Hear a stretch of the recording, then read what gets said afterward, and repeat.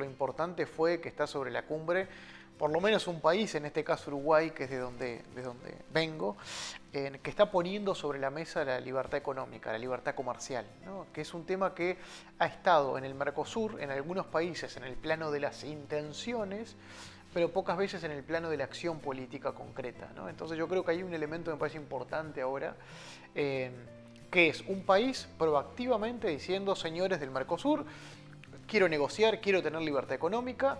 Si es en conjunto, mejor todavía, pero si no, déjenme proceder, ¿no? Es decir, es como esa un poco la narrativa.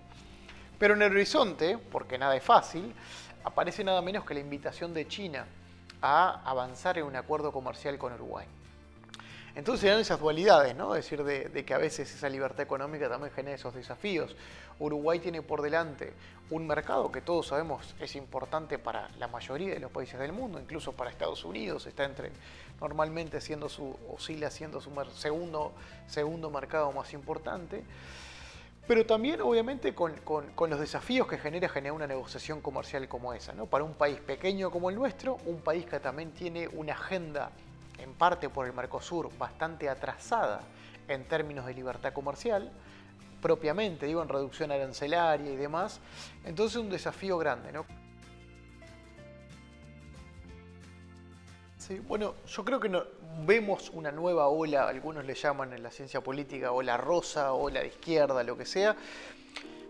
Como ya lo vimos, en América Latina se oscila más o menos cada 20 años en olas electorales de estos tipos.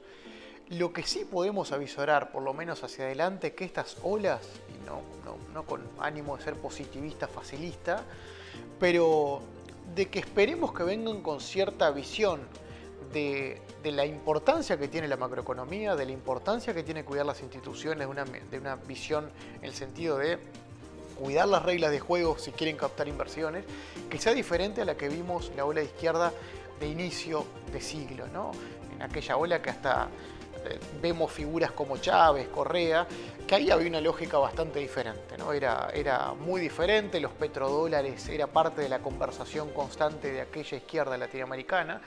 Pero ahora esperemos, y yo creo que hay señales en ese sentido, nobleza obliga, vemos que Petro por lo menos nombra o estaba para definir un ministro de Economía con una proyección, por lo menos como es el profesor Ocampo de Columbia, que luego, no por traer gente de otros lugares y como un estudio está salvado, pero sí por lo menos hay una primera intención, que por lo menos hay que resaltarla y validarla, veremos después si tiene resultados, de cuidar la economía, ¿no? Es decir, de cuidar la economía en el sentido de que esas políticas a veces de buscar la igualdad por la igualdad misma tiene sus riesgos. Y la izquierda latinoamericana de inicios de siglo, vaya, si lo padeció ella misma, porque de hecho lo padeció después saliendo del poder. Entonces yo creo y espero y querría que bueno, son los ciclos de la democracia, no vamos a poder decir nosotros si nos gusta o no tal gobierno, en el sentido, bueno, el pueblo colombiano eligió ese presidente, que sea lo mejor para Colombia, pero sí esperar desde un punto de vista de una visión de la democracia liberal y concretamente de la visión económica en una impronta más liberal en el sentido de, bueno, que vengan con un cuidado de la economía que sea por lo menos más cauteloso que con el que los conocimos hace algunas décadas atrás. Y en realidad a los uruguayos no nos gusta a veces ponernos en ese rol de país, bueno, algunos por lo menos, ¿no? De país como fuera de escala o país casi a la perfección en América Latina. Pues yo creo que a veces nos aleja de que realmente tenemos debates políticos, sociales que los queremos dar, que los necesitamos dar. Y a veces estamos en foros regionales, me ha pasado a veces con la Naumann, lo cual a veces lo vivimos con orgullo, ¿no?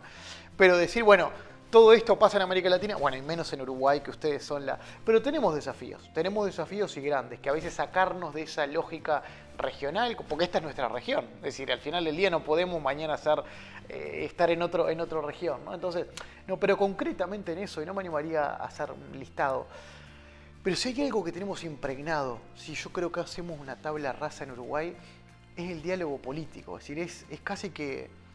Es decir, yo diría que hasta, no sé, es como obligación del actor político uruguayo hoy dialogar de forma atenta, comprometida con el actor que piensa diferente.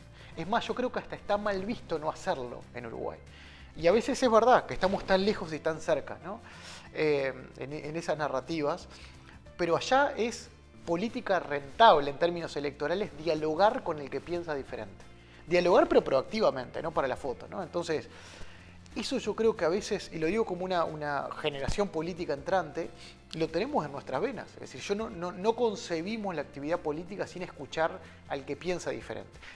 Y el escuchar desde la incorporación, ¿no? Es decir, no te escucho para ver qué tan lejano estamos. Es decir, ¿dónde podemos encontrar los puntos en común? De hecho, nuestro presidente dice algo de eso, es decir, invertamos mucho más tiempo en lo que nos une que en lo que nos diferencia.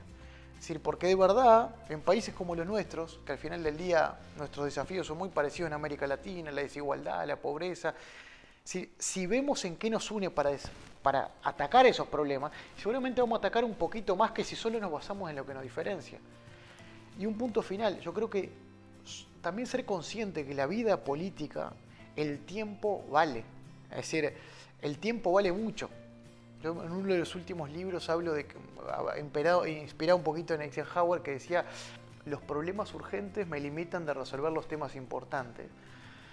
Yo creo que esa noción de la política pública y el tiempo es algo que a veces nos debe desafiar un poco en nuestros países. Yo creo que en Uruguay a grandes rasgos está ese dejo de pensemos en lo urgente, porque de hecho el hacedor de política tiene que pensar en cómo resolver los problemas mañana, pero también una brecha de pensamiento que esté pensando en lo realmente importante de alguna forma, que es en eso, las políticas educativas, cómo vamos a hacer con la provisión social, que en realidad la piramidalidad es inversa, están haciendo menos de los que están trabajando.